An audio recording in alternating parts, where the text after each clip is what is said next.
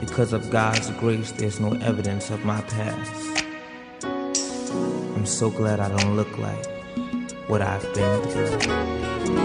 I don't look like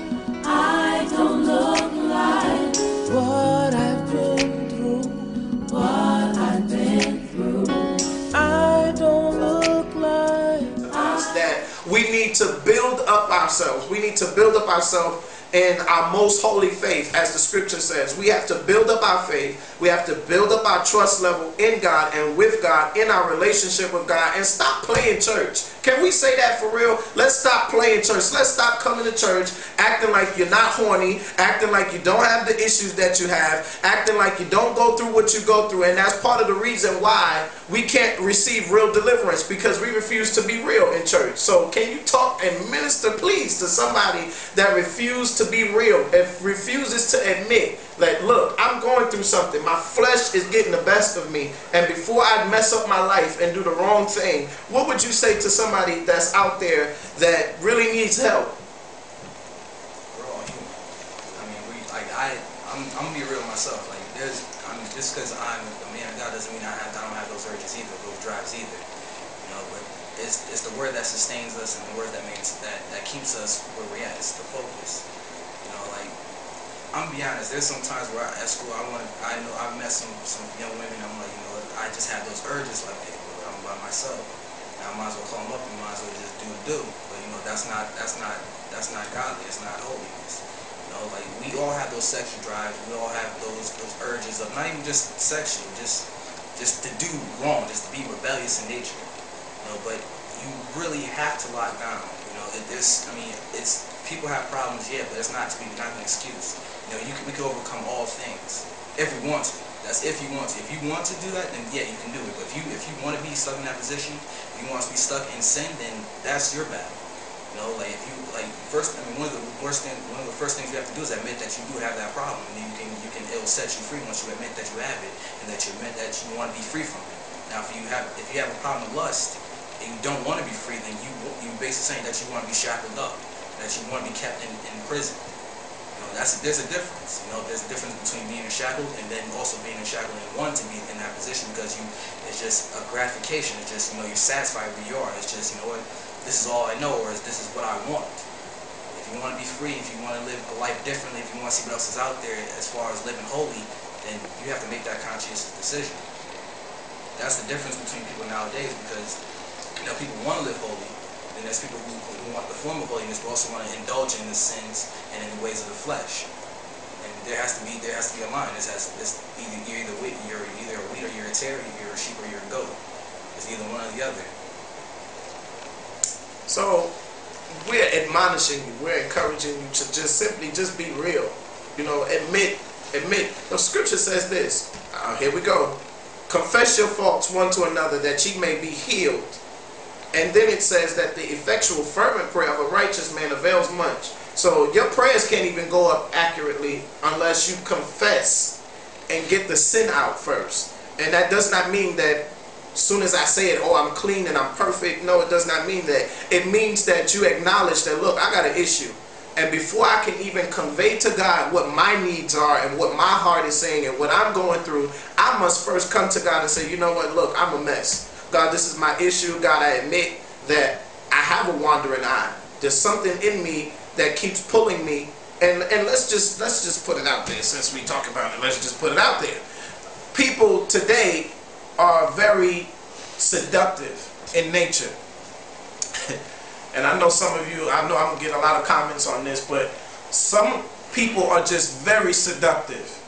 There's a difference between having sex appeal, being someone who is considered sexy, or rather than trying to seduce. So what would you say to individuals out there who are the seducers?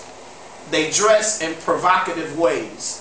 They entice by the way they dress and the appearance that they bring forth. What would you say to those individuals out there, the enticers, the seducers?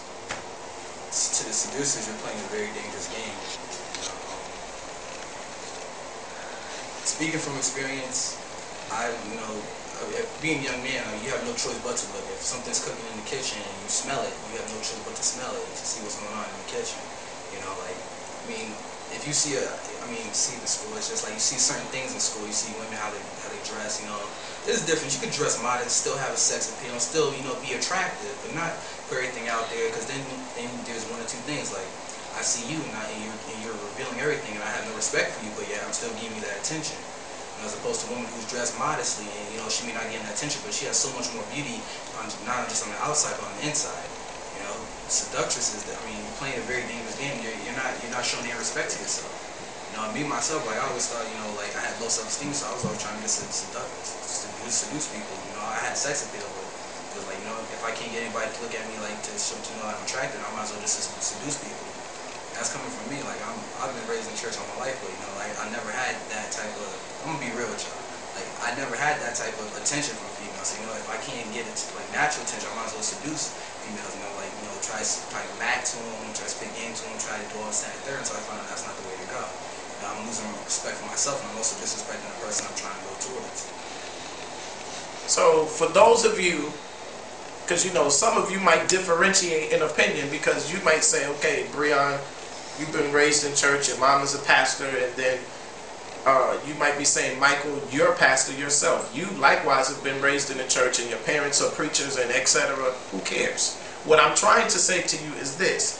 What I'm trying to say is that for a clean man, whether saved or unsaved, for a clean man, it's tempting, it's indulging to sit and look at you half naked, tight, uncomfortable, yeast infection and all. It might be attractive to the eye to look at you in that respect, but eventually somebody who's ready to really settle down, somebody who's really ready to make something out of a relationship is not going to want to look for someone who looks like your average top hoe, who has on all the tight clothes and drawing all the attention to themselves for the wrong reasons. Some women, you're beautiful. You're already beautiful. You don't have to try to do certain things to enhance some of you need enhancers, and maybe you need to move towards makeup. But some people don't need to do things to themselves to alter who they are. This is what I'm trying to convey to you. Doing certain things. I mean, now I'm watching on TV, we got all kind of gadgets. I'm talking for the women. They have all kind of gadgets to enhance, who they are. We using body magic. Have y'all heard about that lately? Body magic. Body magic is that thing that they put on to enhance their shape and to make them look like they've lost weight in pounds and to help them in that area. And some women need it. But this tight jeans wearing and push-up bra and breast out and different things like that, and just more flesh revealing clothes and stuff like that, I come from holiness. That's what I know. So when I look for a woman, and just being a man in general,